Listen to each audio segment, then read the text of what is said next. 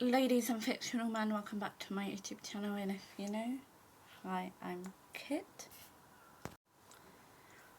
A while ago there was this trend going around where booktubers would pick a couple of their favourite books. For example, these are the ones I have chosen. And then they would go on to Goodreads, which I have next to me, and then they will read 1-star reviews of their favourite books. Hiya, Editing Kitty here. I just wanted to hop in, don't know why I did that, and say this video is fully intended to be a joke. Everything I say, do not take it as fact. It's just my opinion, and do not take anything I say in this video seriously. First one we're going to do is A Good Girl's Guide to Murder by Holly Jackson. This is kind of an old copy, as you can tell. Well, actually you can't really tell if the pages are yellow. Yeah, I'll put the reviews up here. I'm just going to scroll and find a random comment. Right, this one does have spoilers. I found out that the dog died and decided that I didn't need to finish this book. That's kind of fair, to be honest. The next one is even funnier. The next one, I'm very concerned for this author. It appears they have never once met a real human being in their life. Considering Holly Jackson is a fully grown adult,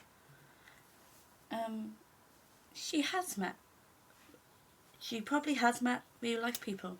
And the fact that her book, which you apparently didn't like very much, is so good that it's been made into a TV show, she would have had to meet more human beings. After reading A Good Girl's Guide to Murder, I have come to the conclusion that I do not enjoy teen armchair detective stories. Based on that sentence, you've read more than one. And considering characters are teens, the books are typically aimed at teenagers. And if you're adult, you might not enjoy books that are aimed at teenagers. They're just so damn implausible, and that was the main problem with the book. That and the fact that Pip was unethical and was prone to making the stupidest choices ever. She was a child who wanted to solve this case for her final major project. So she is prone to making stupid decisions based on the fact that, you know, as I said, she's a child. She's not an adult. Her brain probably hasn't fully developed yet. I started not to like her when she signed a slip saying that she wasn't going to harass the family of a dead girl and that she would be conducting an ethical investigation in the name of research, but then did everything but. Well, yeah. I mean, what detective, isn't gonna do whatever they can to solve a case? And she's specifically talking about Andy Bell's family. You know, she kind of needed, not necessarily harass, maybe she didn't go the best way about it, but also the fact that their family member was murdered, and as far as they know, murdered by the boyfriend. You know, they're going to be defensive. Now, my undergrad was incredibly research heavy, so unethical behaviour and research drives me up the wall. Again, she's a teenager, and let's be honest, the police are rubbish, especially in this book.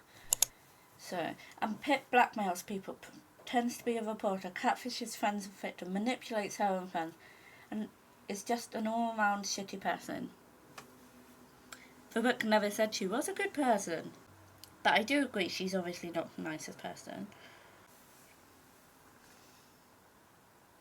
I was hoping that this book would end with Pip being friendless, expelled from school, and/or arrested for breaking and entering. None of those things happen. Instead, Pip is constantly heralded for how smart she is, but she's not.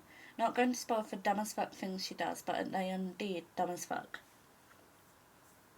So you're calling for a girl who solved a cold case that the police couldn't solve and just put it down to her boyfriend. You're calling the fact that she solved the case basically with zero help other than Ravi. Dumb? I don't think you're right there. The mystery in A Good Girl's Guide to Murder was not all that interesting. The pacing was all over the place and none of the characters had any kind of development. In conclusion, I thought this book sucked. Suffice to say, I will not be picking up the sequel.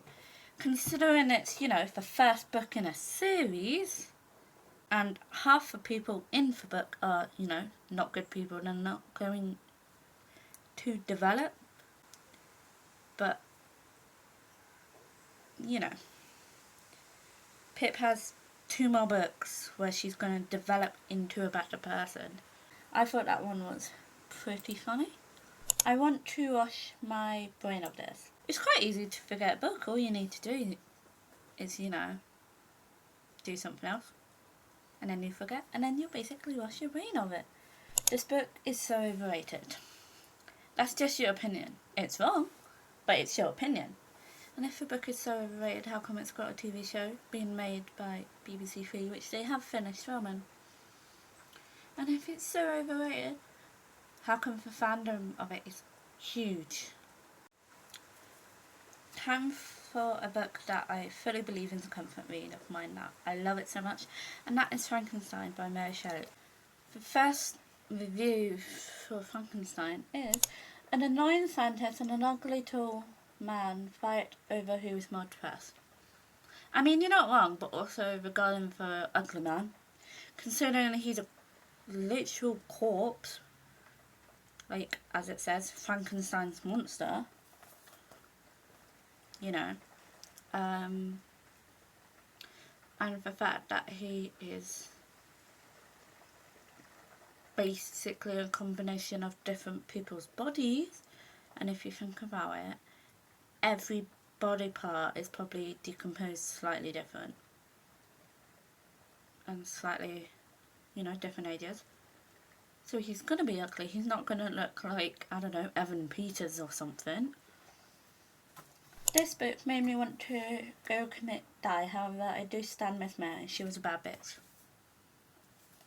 I cannot confirm nor deny whether or not Mary Shelley was a bad bitch. But I stand her too. I love her book. So I disagree with the fact that this book is bad. You're telling me that a man who is ill for months after any minor inconvenience happened just casually went to the Arctic and survived the majority of it? Well, I don't know if you're aware, but this is a book. It's not real. I'm just going to end the Frankenstein section, and I'm going to move over to The Perks of Being a Wallflower by Stephen Chbosky. 5 pages into the book, and I was angry at myself for having picked it up. Well, it's a good thing you put it down then. Someone's review is, I guess I will stick to the movie. I don't blame them. I quite enjoyed the film, minus Ezra Miller, because I don't like the guy. However, one thing I don't like about the film is how they spoke about / addressed the sexual assault that Charlie deals with. It's very brushed over. Brutal. If you are over 19, don't bother reading it. Cheap MTV teen fiction for people that try too hard to be something. Considering I read it when I was in 6th form, so that's 18-19. I liked it. I disagree with it being cheap MTV teen fiction. I may or may not write a review. Well, considering that sentence counts as a review. It was boring, it was slow. It's not fast, but it's not slow, but then because it's a contemporary, there isn't really a pace, per se, because it doesn't follow a story structure, if that makes sense. It kinda is more of a person's day-to-days. It was uninteresting. I liked it, I thought it was interesting. The characters were one-dimensional, from what I remember. I don't think they were. The writing was not my piece of cake. Yeah, that's personal opinion. It was unimpactful. Well, yeah, it's someone's day-to-day life. It's a fictional character's day-to-day life. It's not exactly going to be like, this is why you should eat healthy, you know? That's not the story's job. It was lacking in every possible way. I disagree, minus the story part. But I'm lacking with the story. Again, it doesn't really follow the story structure. I got this book as a gift from a friend. I read half of it about 6 years ago and just picked it back up. Okay. I would recommend, if you're going to put a book down and you plan on reading it back up, possibly go back and reading it, because obviously it's for example in that one, it's been 6 years. You might not, one, remember what happened in it, and two, you know that's going to impact your review anyway. I was not a fan of Arthur's style and felt the book could have easily been condensed to half its length while not compromising the story. Okay, for your author's style, that's down to you. Not everyone's gonna like everyone's writing. And you're probably right, it could have been condensed. The undertones of environmentalism and anti-religion attitudes I found annoying, as well as the assumption that people are bad and just destroy the world. Ultimately, I found the book to be nihilistic and the story just not strong enough to counterbalance it. I don't know what that word means, so I'm not going to say anything on that one. The research on wolf behaviour was also quite weak, though I recognise it is fantasy. Again, it is fantasy, but also because it's fantasy, they're not going to behave like normal wolves. For example, they can talk, or at least in my head I imagined it as like, you know, they are howling and stuff, and the author's just the translator. Beautiful cover and some nice moments in the book. My one-star report is my personal analysis of the content, but if this book is your style, it could be a fun read. I think that is a nice way to end the book. Hated this book so much, I really regret finishing it. At first I thought it was because I'm not a teen and this book is for young readers, but it isn't. I thought it was going to be a book about wolves and their behaviour, but they might as well be human and not in a good way. You thought it was going to be about wolf behaviour. It's a fictional book. If you wanted to read a book about wolves' behaviours, read a non-fiction. Also, I mean, what fictional book is going to be like, this is how wolves behave? I hate for religious overtones and for mystical parts. Again, it's a fictional book, and it's a fantasy. There's got to be fictional parts. And I liked the religious.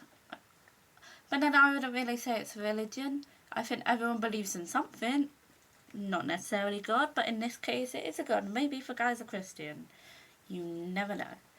But it makes sense, because if you think about it, wolves are not going to believe in the God that humans believe in. So, you know, they will find a replacement. For example, I think one of them is called Tor. It was too long, and a lot of it was really boring, and I skimmed. I understand when someone says it's boring.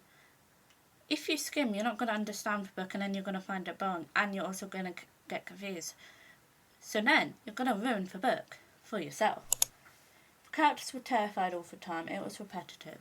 Considering the book you read is literally about a wolf with powers that can kill people, of course they're going to be scared, and it's not only are they running away from someone of their own kind that can kill them, there's also humans that they're scared of. Of course they're going to be terrified, and considering everything that happens in the book, it makes sense that they're terrified all the time. Most of all, the ending sucked. Reminds me of Secrets of NIMH, but heaps worse. I liked the ending. It kind of inspired me to write a sad ending for my book. I just hate for writing and can never get into this book despite making it to 50%. Good on you for getting to 50%, but if you don't like a book, don't force yourself to read it. You don't have to read a book to 50%. And 15%, considering this is I think like 500 pages. Oh, no, enough for...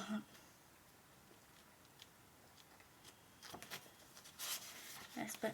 Okay, yeah, this book is just over 500 pages. That's still a lot of pages, 50%.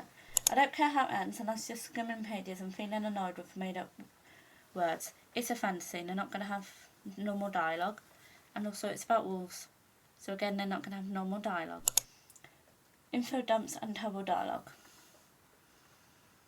The dialogue wasn't the best from what I remember, but that's okay. I forgot to say this is my favourite book, or one of my favourite books of all time. This is Sight by David Clement Davies.